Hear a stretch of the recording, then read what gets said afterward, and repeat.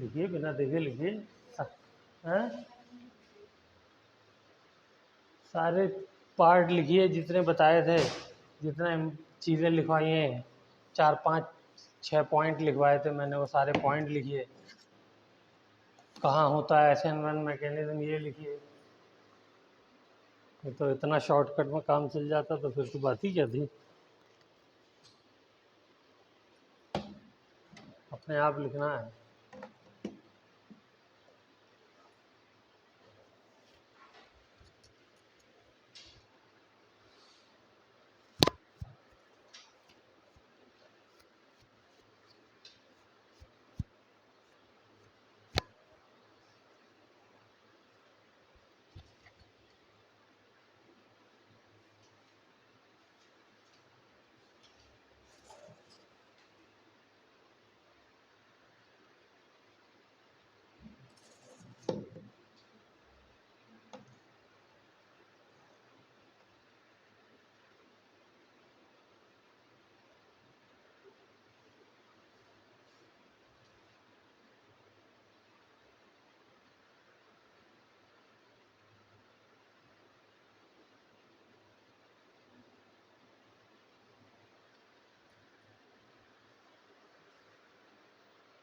लिख लिया।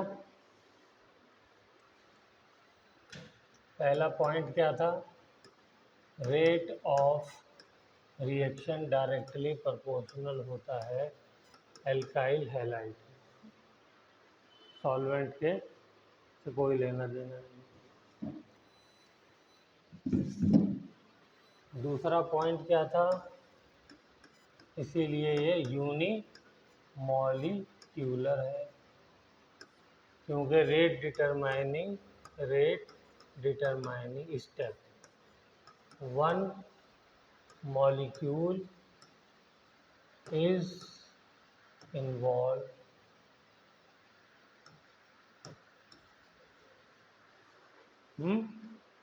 फिर क्या लिखा?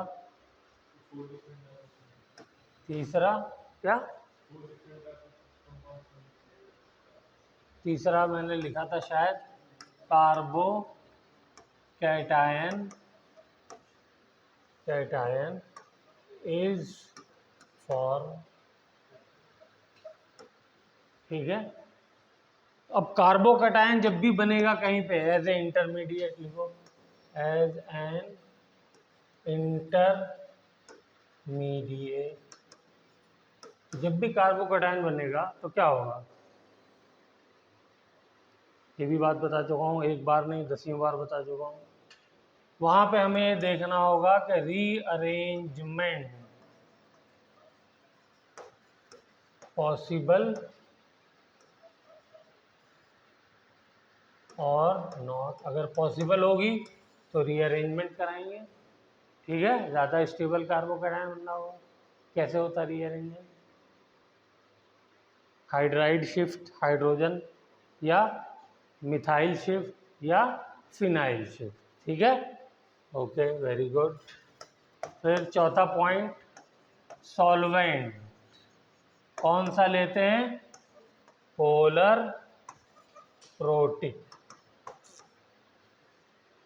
ठीक है, ऐसे सब पॉइंट याद होने चाहिए। इसने एक रिएक्शन खाली लिख दिया, बस हो गया काम।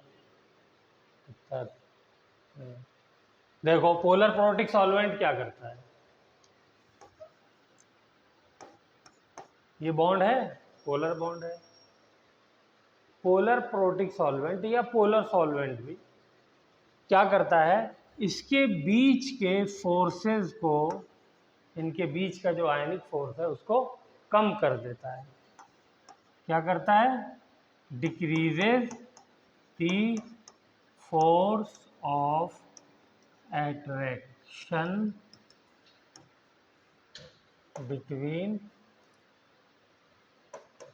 the atom और मॉलिक्यूल। ठीक है, जिनके बीच में एटम ही कह लेते हैं, एटम बॉन्ड तो दो एटम के बीच में बनेगा। ठीक है ना? कैसे डिक्रीज करता है? ये फिजिक्स में पढ़ा है आपने फर्स्ट चैप्टर में, डाइलेक्ट्रिक कांस्टेंट।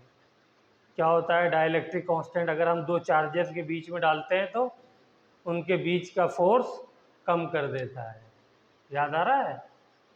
तो ये जो वाटर मॉलिक्यूल है, जब यह पोलर प्रोटिक सॉल्वेंट है, वो जो इसके बीच में आएगा, ठीक है ना, तो वो क्या करता है, इनके बीच का फोर्स ऑफ अट्रैक्शन को कम कर देता है, तो इसीलिए बॉन्ड आसानी से ब्रेक हो जाता है। तो लिखिए इस बात को और ये डायग्राम बनाइए। इसको प्रॉपर्टी को क्या बोलते हैं, डाई इलेक्ट्रिक। वाटर के डाइलेक्ट्रिक कांस्टेंट कितना होता है, 80। जनरल वर्ड 80 होता है, यानी 80 गुना कम कर देगा इसके दोनों के फोर्स को, जो बीच में इनके अट्रैक्शन हो रहा है। और 80 गुना कम हो जाएगा तो बॉन्ड टूटना आसान हो जाएगा।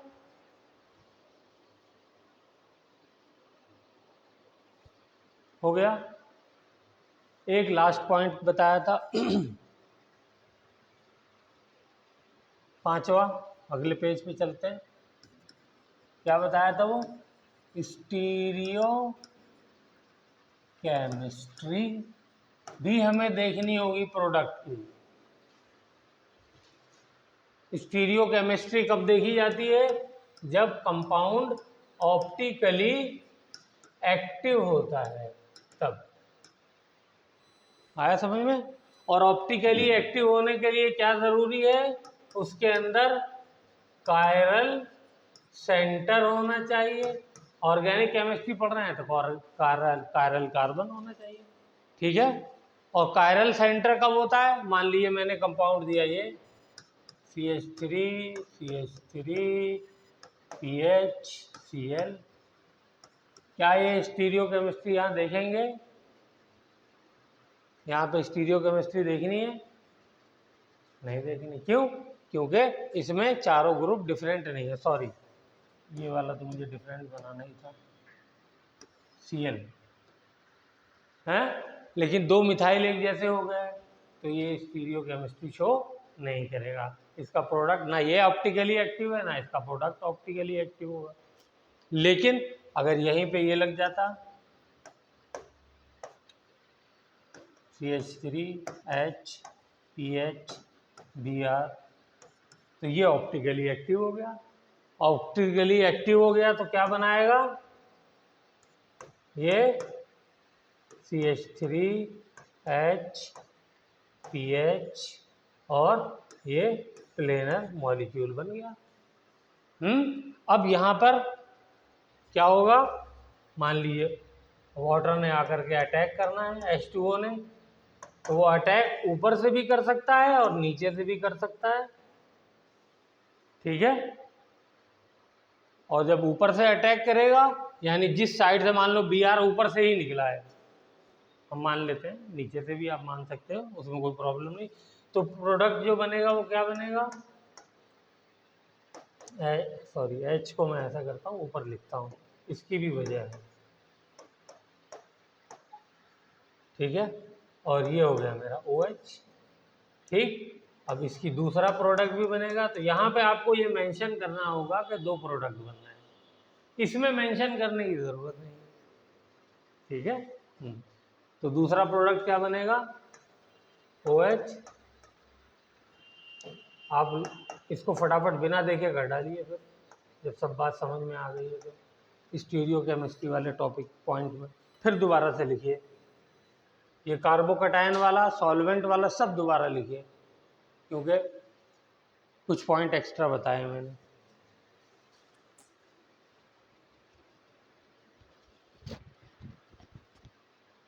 स्टीरियो केमिस्ट्री वाला तो खुद कर ही लेंगे।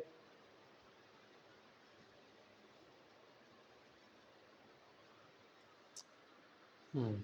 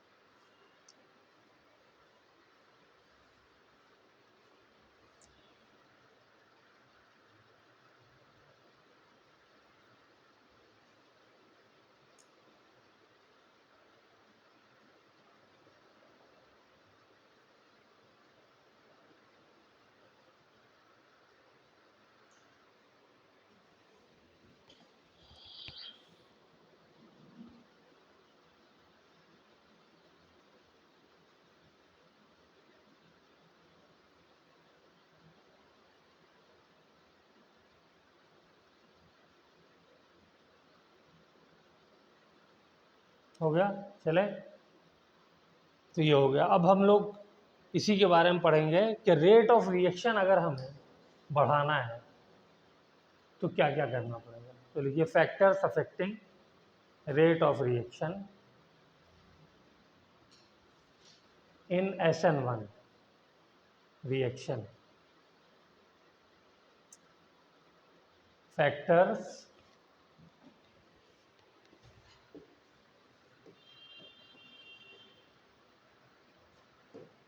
affecting rate of reaction in SN1 reaction. पहला बताइए, कुछ जो पढ़ा है उसी में से सारे पॉइंट बनाने हैं। पहला क्या होना चाहिए बताइए? Alkyl, yes. Halide must be tertiary, ठीक है ना, या फिर उससे कम होगा सेकेंडरी, ये ऑर्डर होगा। और बाकी बड़ा वाला ऑर्डर मैं आपको ऑलरेडी लिखा चुका हूँ, वो ऑर्डर हर वक्त उसको दिमाग में एक बार चलिए, उसके दर्शन करिए फटाफट, जो बड़ा वाला ऑर्डर बताया जल्दी दर्शन करिए।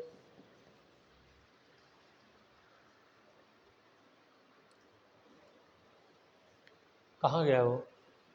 कल जो लिखाया था बड़ा वाला ऑर्डर कार्बोकटायन का, हाँ ये कहाँ है ना? लो सब गुड़ गोबर कर दोगे तो।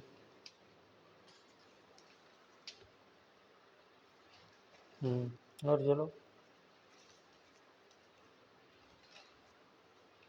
और चलो।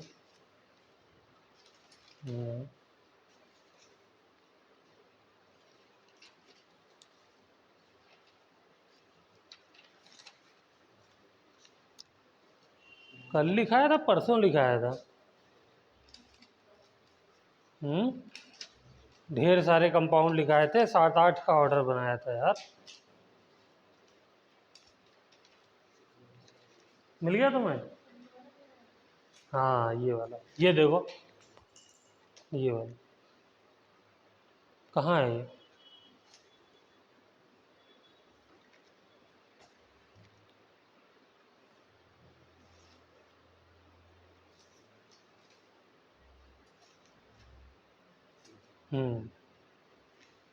देख लो भाई साहब, पकड़े जाते हो तुम लोग, ढूंढ नहीं पा रहे हो, उसका मतलब रिवाइज नहीं किया।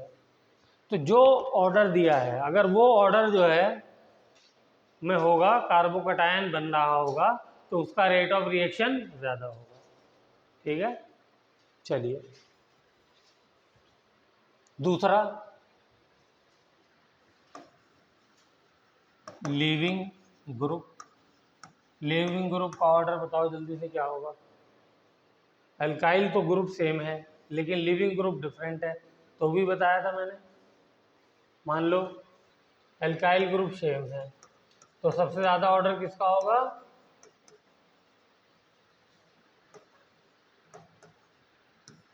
ठीक है। हम्म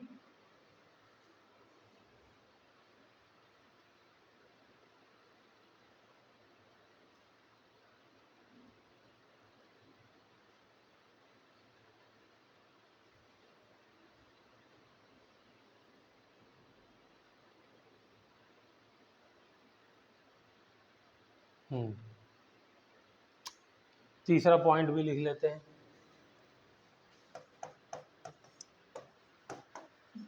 नेचर ऑफ सॉल्वेंट। तो सॉल्वेंट तो हमारा पोलर प्रोटिक ही होगा।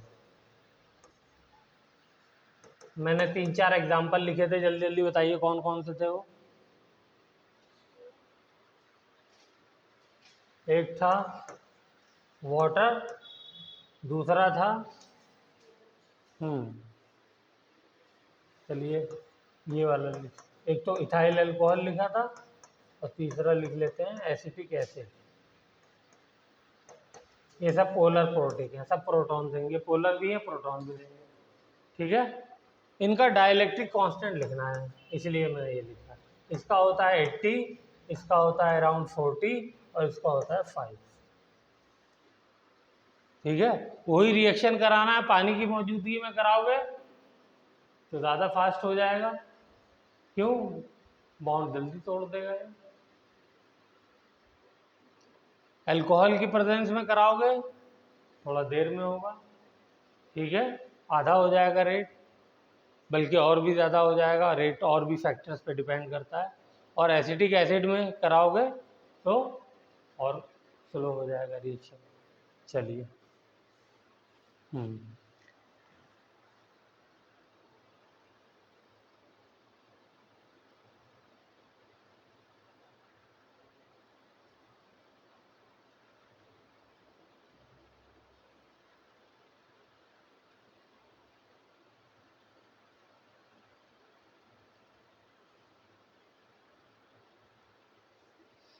चलिए एक होमवर्क के लिए लिख लिए, कल बताइएगा। CH3 CH CH CH2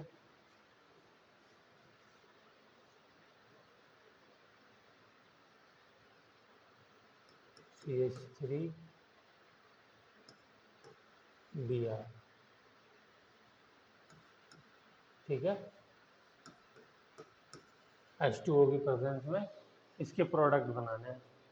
complete reaction आधे पेज से ज़्यादा में होगा ये, इसलिए आधा पेज छोड़ दीजिएगा इसका, इसके लिए।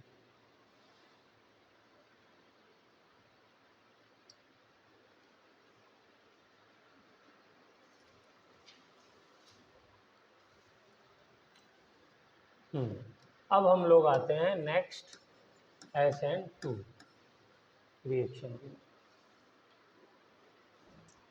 इसमें मैंने क्या बताया था, एल्काइल हैलाइड लिया, और एक तो इसके अंदर जो बेस यूज होता है वो स्ट्रॉन्ग बेस होता है। ठीक है, तो KOH यूज कर लिया, NaOH यूज कर लिया। ठीक, दूसरा क्या बताया था मैंने कि इसके अंदर ये वेट नहीं करता है कि पहले कार्बोकैटायन बने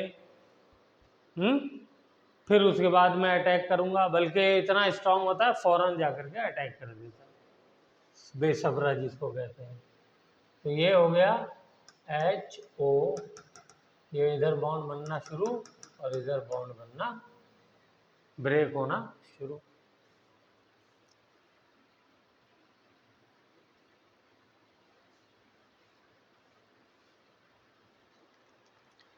ओके, चलिए, और फाइनली प्रोडक्ट हमारा बन जाता है ROH।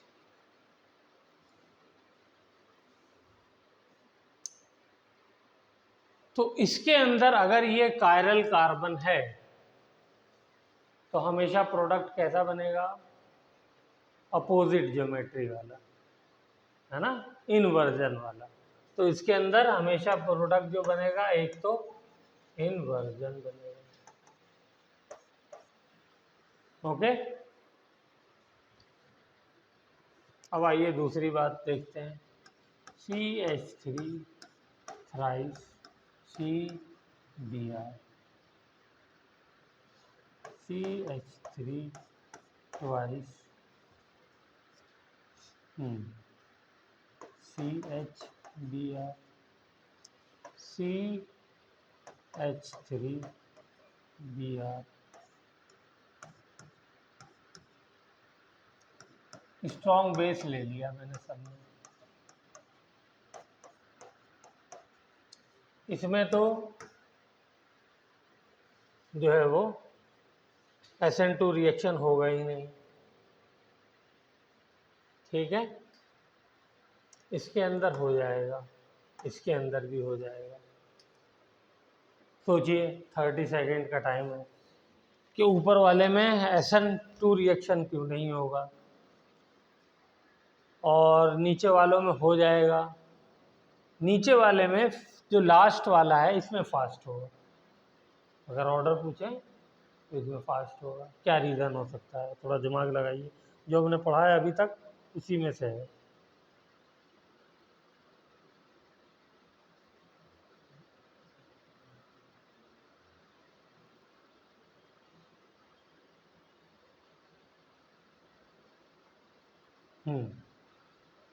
जो समझ में आ रहा है बताओ, उसमें क्या होगा? है अल्काइल, हाँ, तो क्या वो क्या कर रहा है? कल तुमने बोला था स्टेरिक हिंड्रेंस, यहाँ देखो 3 ग्रुप लग जाएंगे और ये बेसब्रा है, फौरन आके इसको अटैक करना है, वो भी पीछे से, तो पीछे यहाँ जगह मिलेगी ही नहीं इसको अटैक करने के लिए, इसलिए नहीं कर रहा है। तो ये आप सोच सकते थे, इसलिए मैंने कहा यहाँ पर 2 हैं, थोड़ा स्पेस मिल गया तो इसलिए यहाँ पर हो जाता है, बट रिएक्शन स्लो होता है। और यहाँ पे हाइड्रोजन है, छोटे छोटे से एटम, नन्हे मुन्ने से, तो यहाँ पे पूरा स्पेस होता है, तो इसलिए ये फास्ट होता है।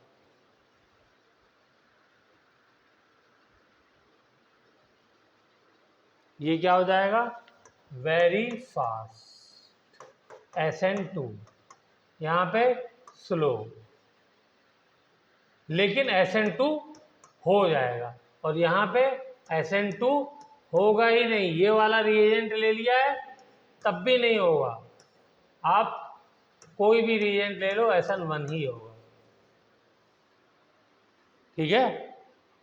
टर्शरी में SN2 होगा ही नहीं, ठीक। क्यों नहीं होगा? इसलिए कि ये कहेगा मेरा कार्बोकैटायन इतना स्टेबल है, मैं पागल हूँ और पीछे से तुमको जगह भी दूँ, मैं कार्बोकैटायन बनाऊंगा, मैं तो नहीं जा रहा ट्रांजिशन स्टेट में। ऐसे ही लिखिए बिल्कुल कि इसमें SN2 होगा ही नहीं, SN1 हो जाएगा। रिएजेंट चाहे तुम स्ट्रॉन्ग बेस भी ले लो, because of steric hindrance and very stable carbocation. दोनों फैक्टर एक साथ काम कर रहे हैं ना यहाँ पे।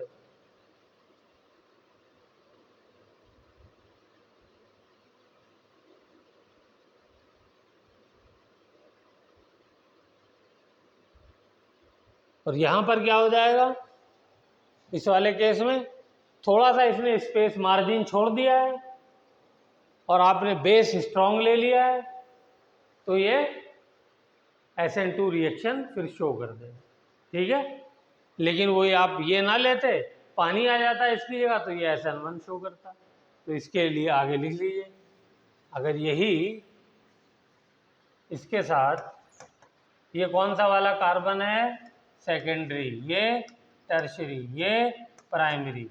तो अगर सेकेंडरी कार्बन है हमारा जिससे अल्काइल ग्रुप लगा हुआ है और उस पर आपने स्ट्रॉन्ग बेस की बजाय वीक बेस ले लिया, वाटर वगैरह टाइप है, पोलर प्रोटिक सॉल्वेंट ले लिया, तो ये क्या हो जाएगा? ये हमें SN1 फिर देगा।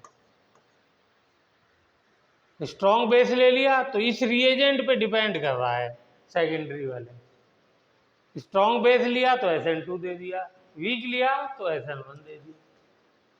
क्लियर है ये बात? हाँ जी, ओके। अब इस वाले की बात करते हैं, इसका मैकेनिज्म भी करते हैं, चलिए। तो क्या हो जाएगा, शुरू करते हैं। Br प्लस KOH, तो क्या होगा बताइए? COH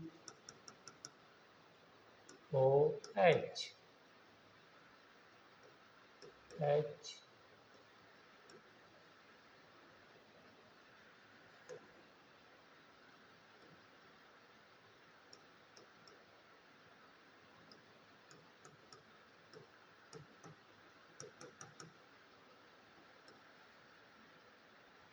ये बन गई। क्या है ये? Transition state can not be separated from reaction mixture. Intermediate को सेपरेट किया जा सकता है, और फिर उसके बाद हमारा प्रोडक्ट बन जाएगा HOC। अब देखिए ज्योमेट्री ये हो गया, कौन सा प्रोडक्ट बना? इनवर्जन।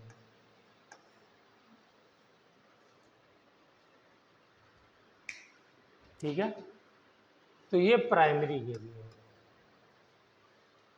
इसके साथ आपने कहा यार मैं वाटर डाल देता हूँ, क्या डाल देता हूँ, H2O ढेर सारा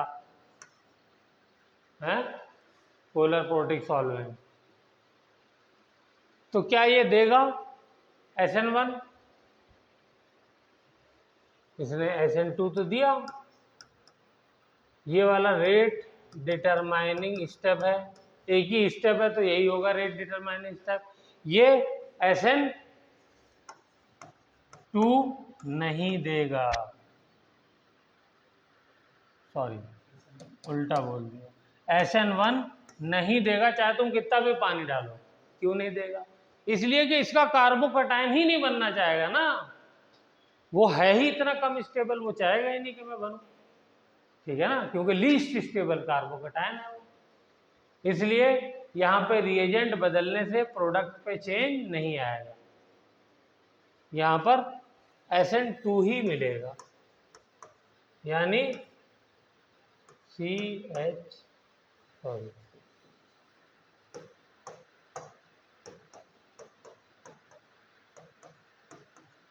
SN2 मैकेनिज्म को ही ये फॉलो करेगा। सिंपल सी बात, सारी कहानी बता दी है मैंने।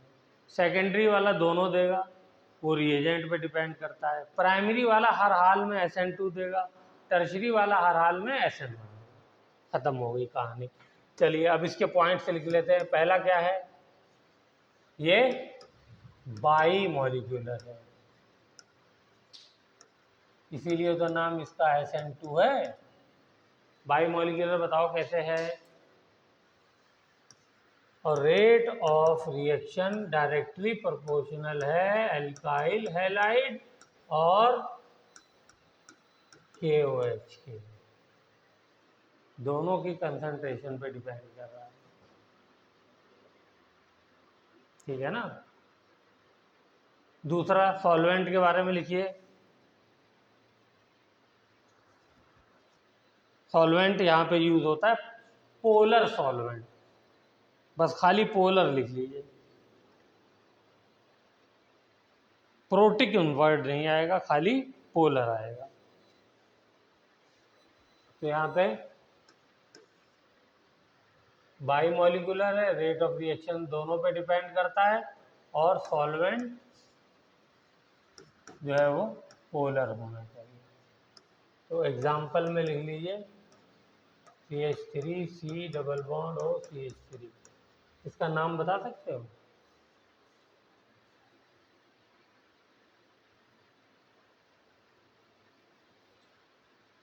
एसीटोन यार। दूसरा CH3 C double bond O, नहीं N होना चाहिए, N चेक,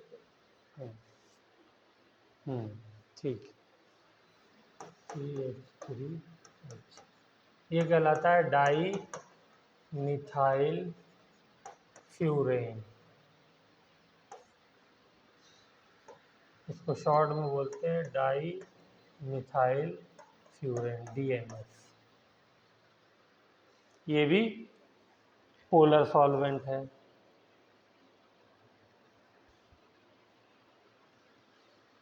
तो आपको खाली DMF लिख करके दे देगा रिएक्शन के ऊपर, ठीक है, एरो के ऊपर।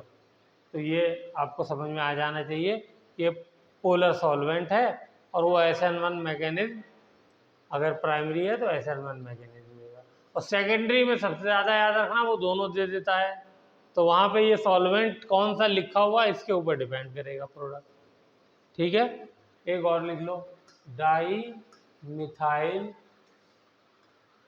सल्फोनोइल ऑक्साइड, CH3SCH3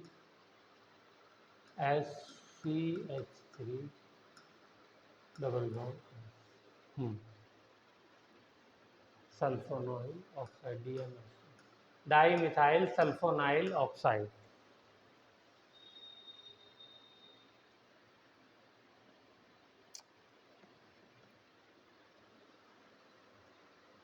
ठीक है, ओके। तीसरा, इसके अंदर जो प्रोडक्ट बनता है वो कैसा बनता है, इनवर्जन ओनली। ठीक है, सिंपल में तो इन्वर्जन का कोई महत्व नहीं है, लेकिन अगर कायरल कार्बन होगा तो उसकी इंपॉर्टेंस हो जाएगी।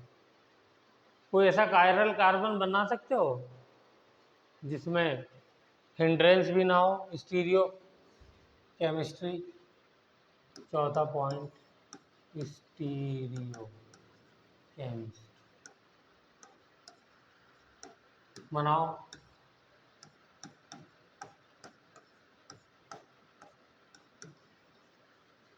क्या है? हाइड्रोजन के आइसोटोप, हाइड्रोजन, ड्यूटेरियम, ट्रिटियम, तीनों अलग अलग हो गए तो ये कायरल कार्बन हो गया। इसका प्रोडक्ट बनाइए, उसके दोनों के ऑप्टिकल, दोनों के आइसोमर बनाइए। ये वाला करिए जल्दी से, अब तो कर लेना चाहिए, कई बार हम लोग रिपीट कर चुके।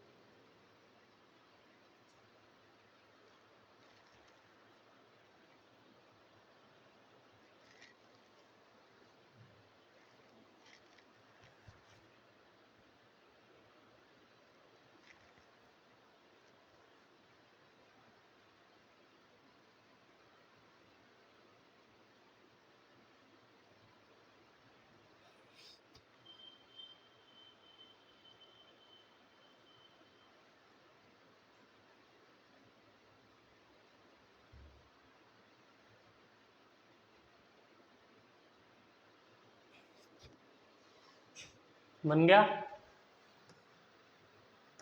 KOH। क्या हो जाएगा? ये पीछे से आगे अटैक करेगा तो C,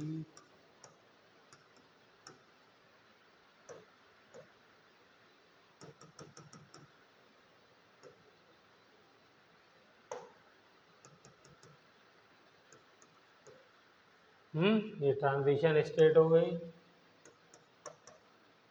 तो इसके बाद प्रोडक्ट बना दीजिए।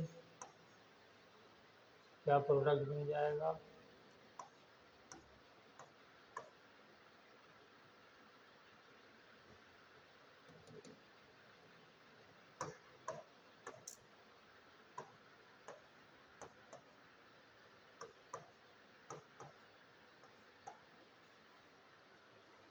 ठीक है, इसकी मिरर इमेज बनाइए।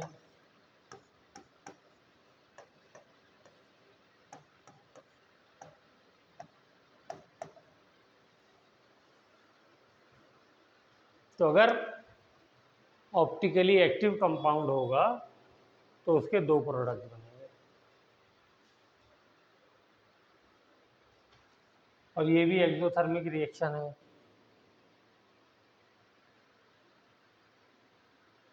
कैसा रिएक्शन है? एक्सोथर्मिक। तो लो टेम्परेचर पे प्रेफर करेगा।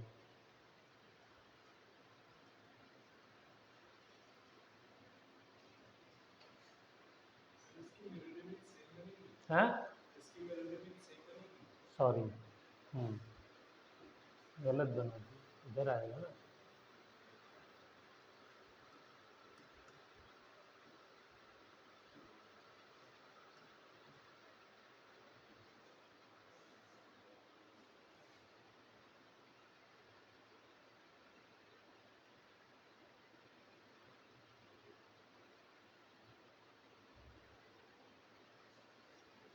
हो गया,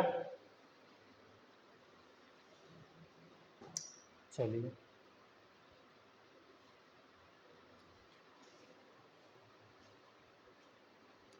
जल्दी जल्दी रिपीट कर लेते हैं, रिवीजन हो जाएगा। ये क्या है? कंपाउंड कैसे कंपाउंड है? ऑप्टिकली एक्टिव है। एक लीवो होगा, लीवो रोटेटरी नेगेटिव, तो दूसरा क्या हो जाएगा? डेक्स्ट्रो रोटेटरी, राइट तरफ रोटेट करेगा। ये दोनों एक दूसरे के क्या कहलाते हैं? चलो देख के बताओ। एंशियोमर्स। क्या कहलाते हैं? Enantiomers. Non superimposable mirror images are called इनहेसिबल। Very good. उसके बाद परसेंटेज क्या होगी? 50%। 50%। तो क्या ये मिक्सचर कैसा मिक्सचर है? Racemic mixture. अगर ये मिक्सचर लेकर के आपने डाल दिया टेस्ट ट्यूब में तो वो लाइट को स्ट्रेट जाने देगा, रोटेट नहीं कर। ठीक है ना? तो ये सारी कहानी हो गई। चलिए,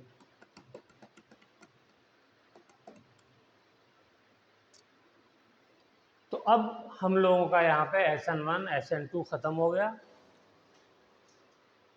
अब आते हैं हम लोग इसका जो हमारे इस चैप्टर में 2-4 रिएक्शन दिए हुए हैं इस कॉन्सेप्ट के ऊपर, उसको देखते हैं। तो लिखिए, न्यूक्लियोफिलिक सब्स्टिट्यूशन इन एल्काइल हैलाइड।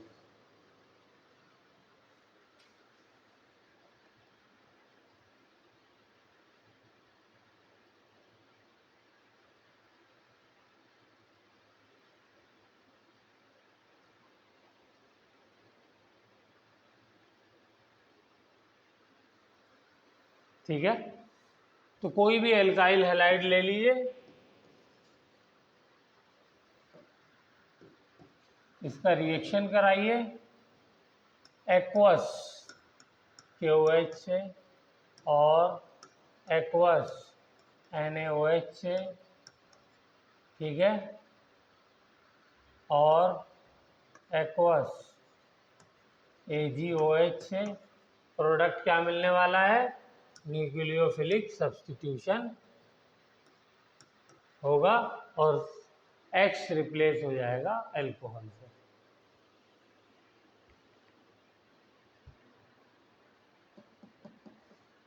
अब इसमें आपको एक होमवर्क में लिखिए, एक एग्जाम्पल टर्शरी का लेना है R की जगह,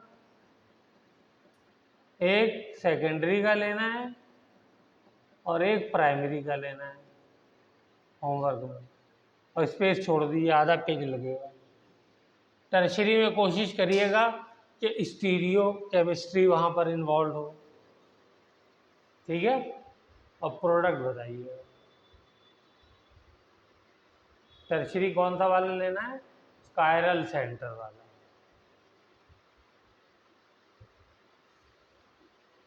सेकेंडरी और फिर प्राइमरी, प्रोडक्ट आपको बनाने हैं। चलिए,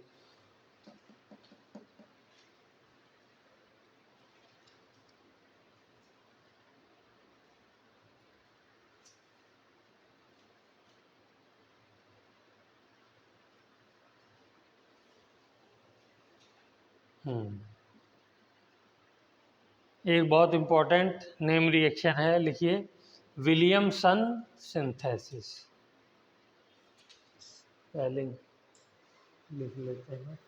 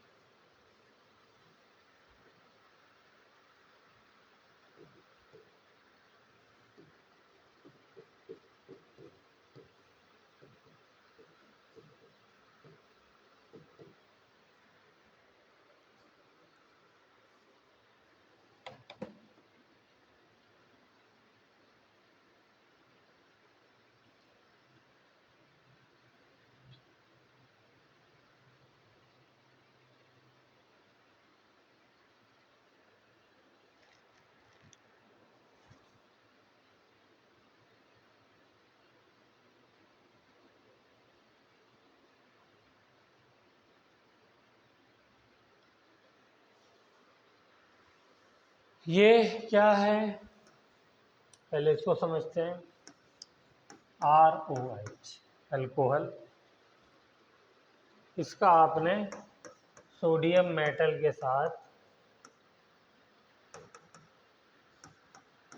रिएक्शन कराया तो ये बना देता RONA प्लस हाइड्रोजन गैस।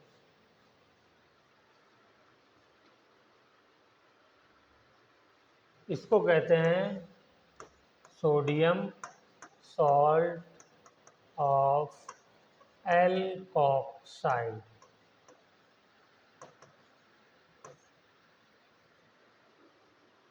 ठीक है, सोडियम सॉल्ट ऑफ एल्कोक्साइड, पता नहीं क्या है, एल्कोक्साइड, KOXID। ये स्ट्रॉन्ग बेस होता है। कैसा बेस होता है? बेस। तो बताइए यहाँ पे कौन सा मैकेनिज्म फॉलो करेगा? SN2, क्योंकि स्ट्रॉन्ग बेस में SN2। ठीक है, तो प्रोडक्ट क्या बन जाएगा? इतना पार्ट ये आकर के, नेगेटिव पार्टी तो आगे लगता है, तो ये क्या हो जाएगा? R, और इधर लगाओगे OR। अगर मैं यहाँ डैश लगा दूं तो ये डैश इधर आ जाएगा। ठीक है,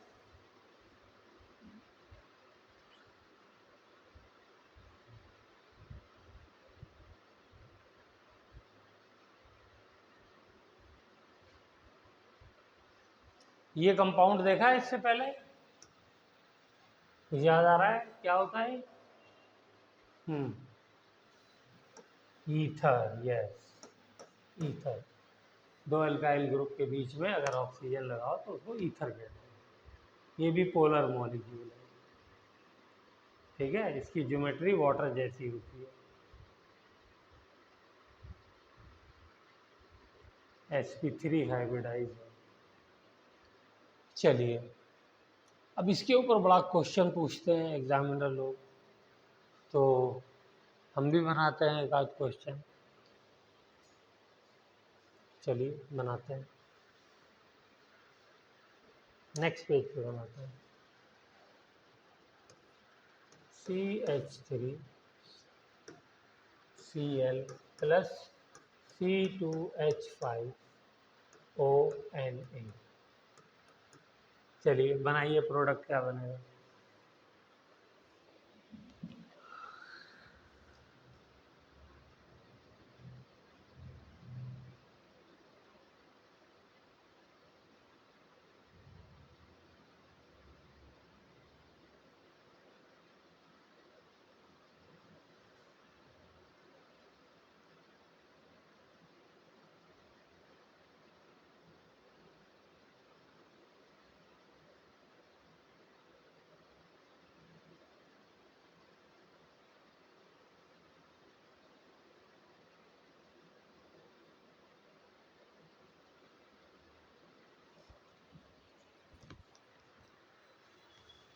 बन गया? क्या हो जाएगा? CH3O, C2H5, ये लग जाएगा बस, और क्या होगा? सिंपल है। इसका नाम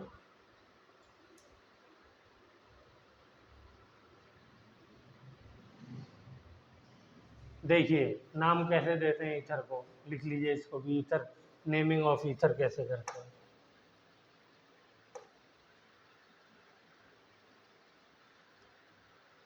जो इसमें से छोटा पार्ट होता है वो हो जाता है सब्स्टिट्यूएंट। ठीक है, इसका नाम करते हैं, नामकरण एल्कोक्सी एल्केन।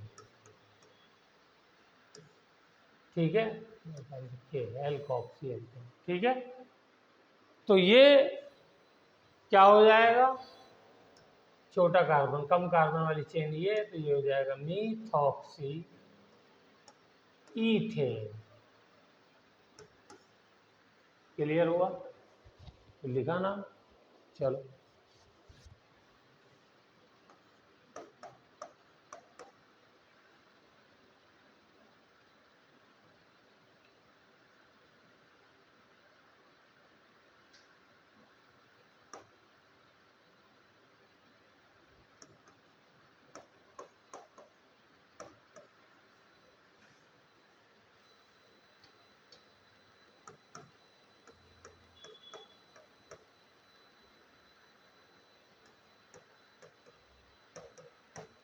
बनाओ इसका जल्दी से प्रोडक्ट और नाम बताओ।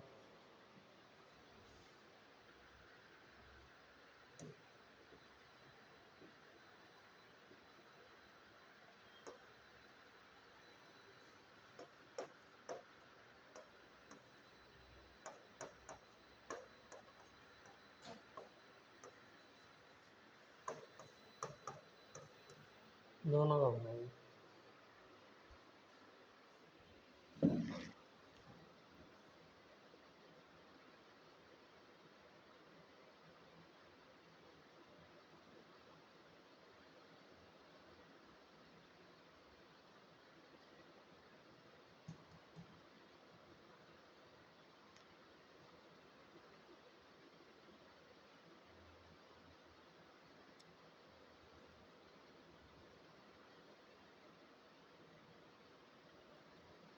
बन गया।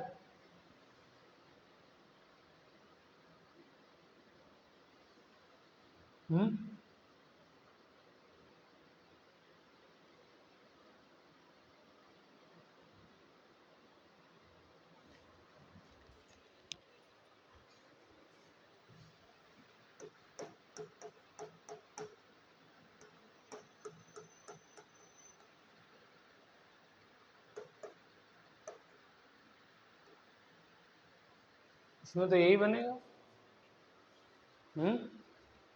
भाई ये CH3 CH2 है, CH3 CH2, और ये भी C2H5, ये भी C2H5 लग गया बस। इसका नाम इथॉक्सी इथेन, क्योंकि दोनों ही सेम है। ठीक है, common name di ethyl ether है, उसका कॉमन नेम है मिथाइल इथाइल ईथर। चलिए अब यहाँ पर आते हैं, इसमें क्या हो जाएगा,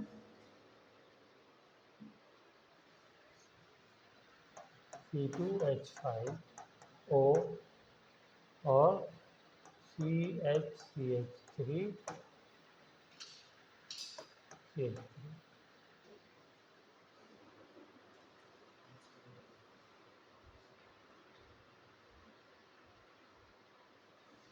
अब ये हमारा छोटी वाली चेन है, तो ये तो हो गया इथॉक्सी, लेकिन कहाँ लगी है बड़ी चेन में, 2 पर, तो 2 इथॉक्सी।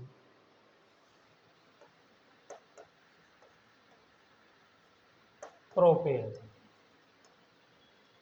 कॉमन नेम इसका क्या है, इथाइल आइसोप्रोपाइल ईथर, क्योंकि ये सेकंड वाली पोजीशन पे जब कोई ग्रुप लग जाता है तो आइसोप्रोपाइल हो जाता है।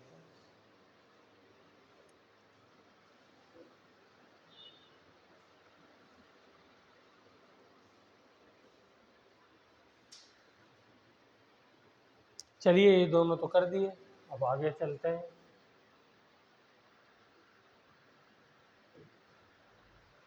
CH3,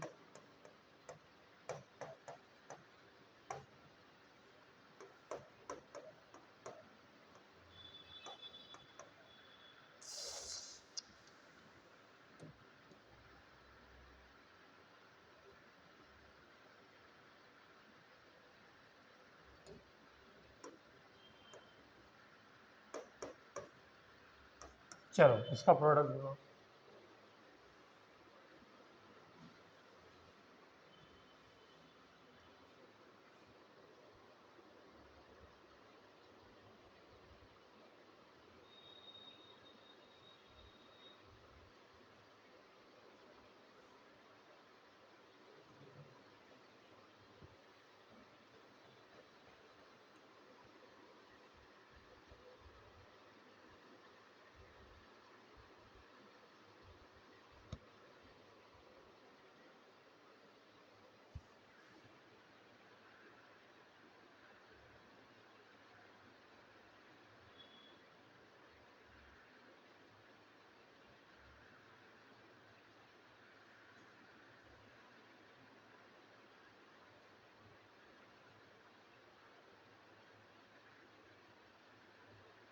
हो गया,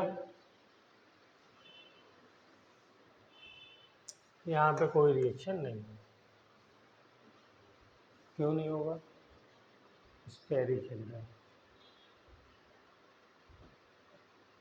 क्योंकि ये टर्शरी कार्बन है और इसको आकर के अटैक करना है, तो इसको जगह ही नहीं मिल रही। लिखिए इसको, इसके ऊपर क्वेश्चन कई मरतबा इसी के ऊपर पूछा जा चुका है। जैसे मैं आपको रिएक्शन बताऊं, A प्लस बी, ये रिएक्शन कर रहे हैं, रिएक्शन करके बना रहे हैं CH3 C double bond single bond CH3 CH3 O CH3 plus NaBr। चलो ये वाला विलियमसन सिंथेसिस से बनाओ, कैसे बनेगा? प्रोडक्ट ये बनाना है।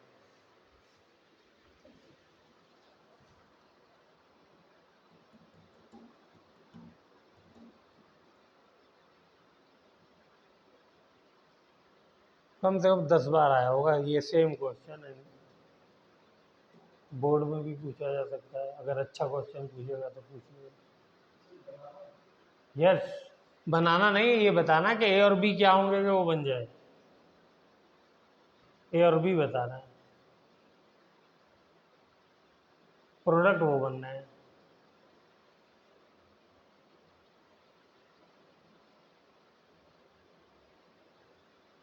ए और बी क्या लें?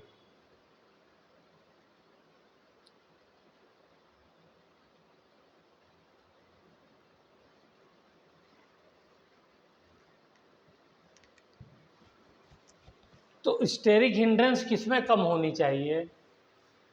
बोलिए, स्टेरिक हिंड्रेंस किसमें कम होनी चाहिए? क्या बनाया? Br बनाया है, तो हैलाइड में कम होनी चाहिए ना, तो हैलाइड को आप प्राइमरी ले लीजिए। और जिसको अटैक करना है वो कैसा भी हो, जहां अटैक कर रहा है वो जो है क्या होना चाहिए?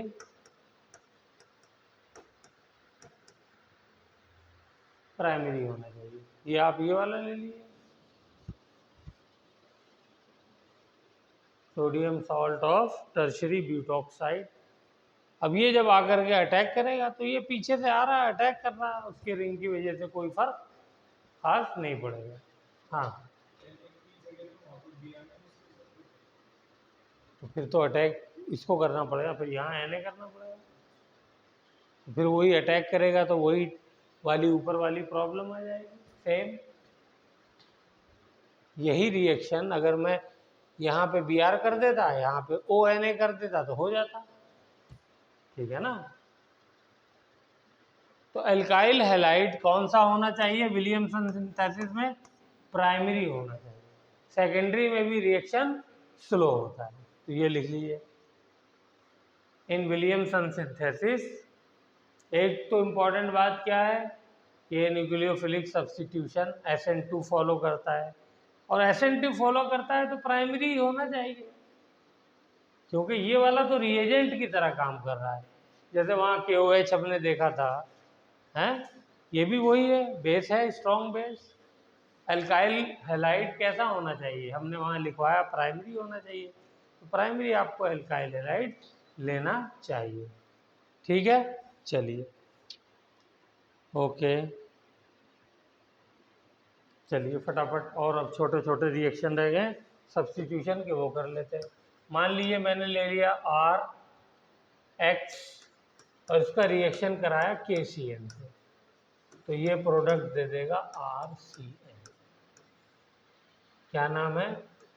एल्काइल साइनाइड, ठीक है। इसका भी होमवर्क में 3 प्रोडक्ट बनाने हैं, एक प्राइमरी लेके, एक सेकेंडरी लेके, एक टर्शरी लेके, और तीनों का लिखना है कौन कौन सा मैकेनिज्म फॉलो करेंगे, ठीक है। दूसरा आ जाइए, RX प्लस KCN की बजाय मैंने AgCN ले लिया,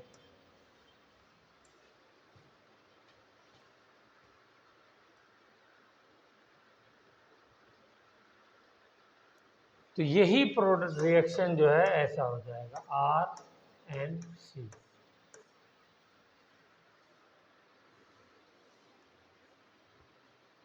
ठीक है। क्यों?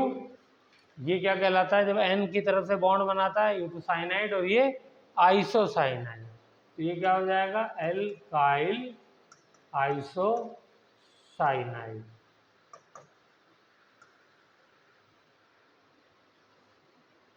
ऐसा क्यों होता है? आपको पूछना चाहिए सर, ऐसा होने की कोई ख़ास वजह, कोई ख़ास पसंद,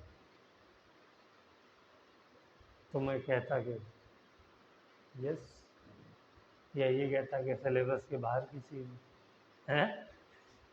तो इसमें ख़ास वजह ये है बेटा कि इसके अंदर देखो Ag और कार्बन, ये वाला बॉन्ड जो होता है ना, ये कोवेलेंट बॉन्ड होता है। देखो भाई, बहुत इंपॉर्टेंट चीज बता रहा हूं। और यहां पर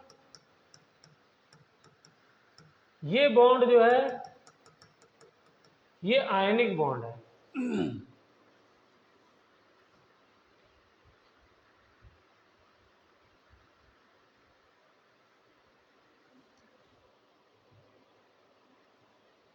ये आयंस में जल्दी ब्रेक हो जाता है, आयोनाइज हो जाता है सॉल्वेंट के अंदर, ठीक है। और ये कोवेलेंट बॉन्ड जो है ना, जब आप सॉल्यूशन में डालोगे, जैसे ग्लूकोज आपने सॉल्यूशन में डाली, तो क्या उसके बॉन्ड टूटते हैं?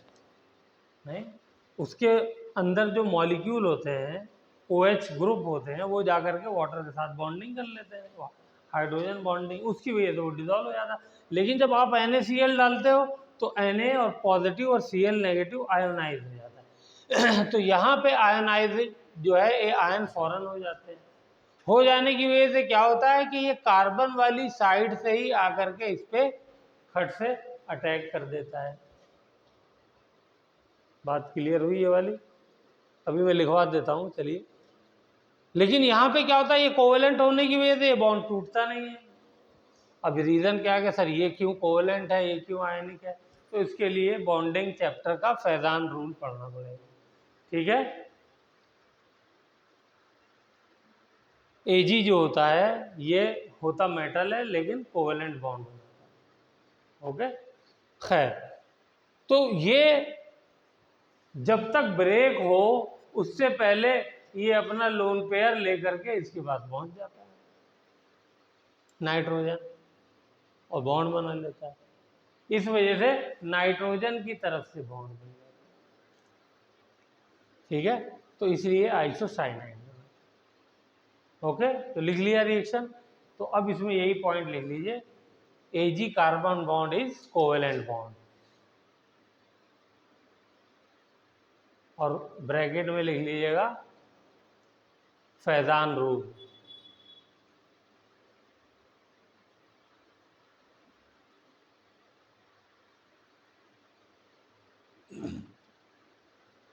कोई भी आयनिक बॉन्ड 100% आयनिक नहीं होता,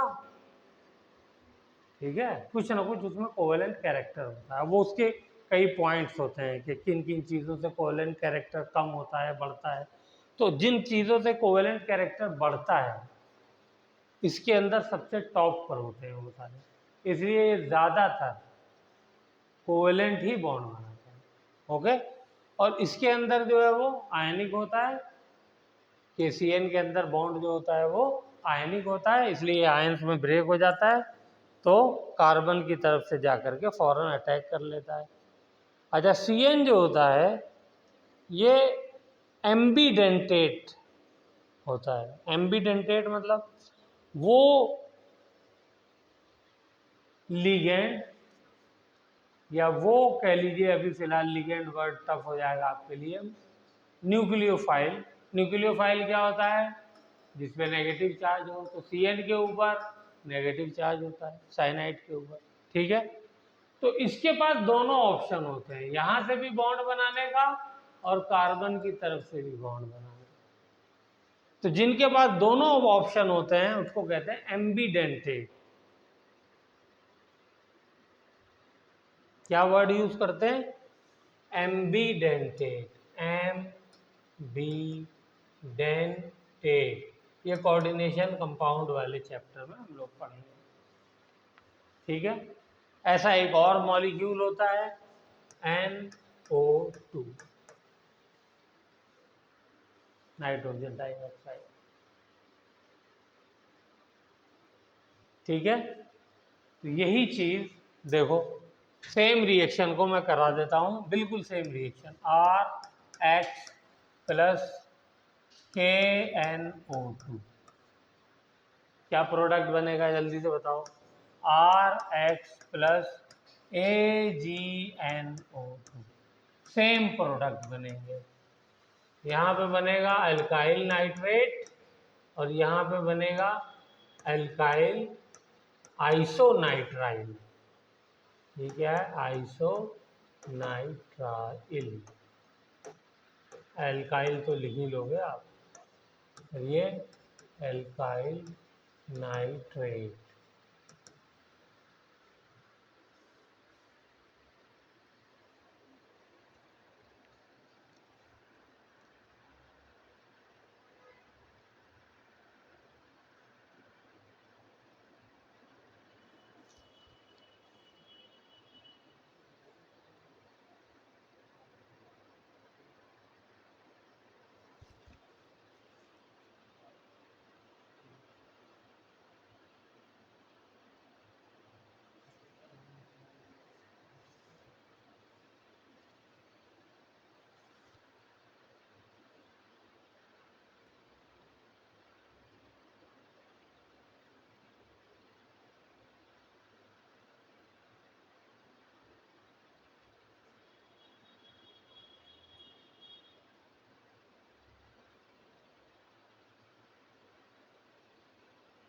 चलिए, तो आज के लिए इतना काफ़ी है।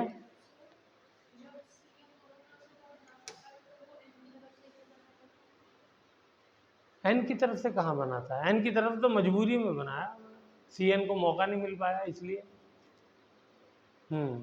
कार्बन की तरफ से जो बॉन्ड है वो ज़्यादा प्रेफर करता है, लेकिन ऑप्शन दोनों हैं उसके पास। ठीक है, तो अगर कार्बन की तरफ से बनाएगा तो साइनाइड कहलाएगा और ये वाला प्रेफर्ड है।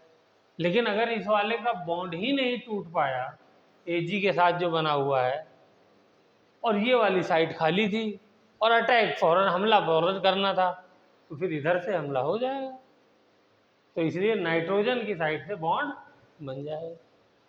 ठीक है ना, ऑप्शन दोनों है, प्रेफर्ड कार्बन की तरफ से है अगर दोनों मौजूद हो तो। ठीक है, लेकिन अब कार्बन की तरफ से Ag वाले में मौजूद ही नहीं है ऑप्शन, क्योंकि अभी वो बॉन्ड ही नहीं टूट पाया है, तो इस वजह से नाइट्रोजन की तरफ से अटैक हो जाता है।